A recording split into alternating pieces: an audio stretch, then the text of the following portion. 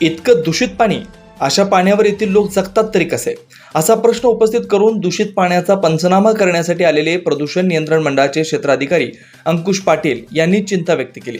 त्यामुळे दूषित पाण्यामुळे वैतागलेले नागरिक, कार्यकर्ते, अधिकाऱ्यांच्या या वक्तव्यानं हतबल झाल्याची घटना तेरवाड तालुका शिरोळ बंधाऱ्यावर अनुभवायला आली।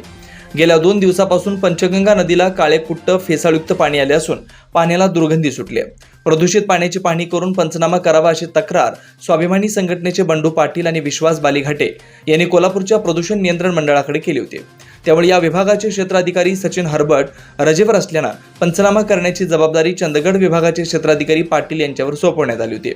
सोमवारी दुपारी अधिकारी पाटील तेरवाडा बंधाऱ्यात आले। प्रदूषित काळे कुट्ट पाणी, पाण्यावरील तेलकट तवंग, उग्र वास, बंधाऱ्यातून विसर्ग होताना तयार झालेला फेस नदीपात्रात पसरलेलं पाहून अधिकारी पाटील थक्कच झाले। पाणी दूषित होतं माहिती आहे, मात्र इतकं दूषित पाहिलं नाही।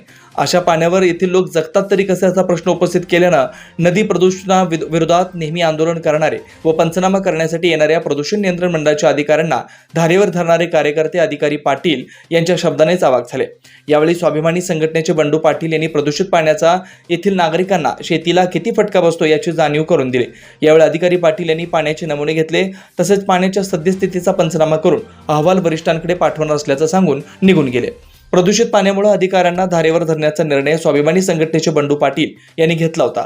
मात्र पाण्याची अवस्था पाहून अधिकारीच अवाक झाल्यानं संघटनेचे पाटील यांची हतबलता झाली। त्यामुळे नदीतील पाणी प्रदूषणापेक्षा घडलेल्या घटनेचीच अधिक चर्चा रंगली आहे।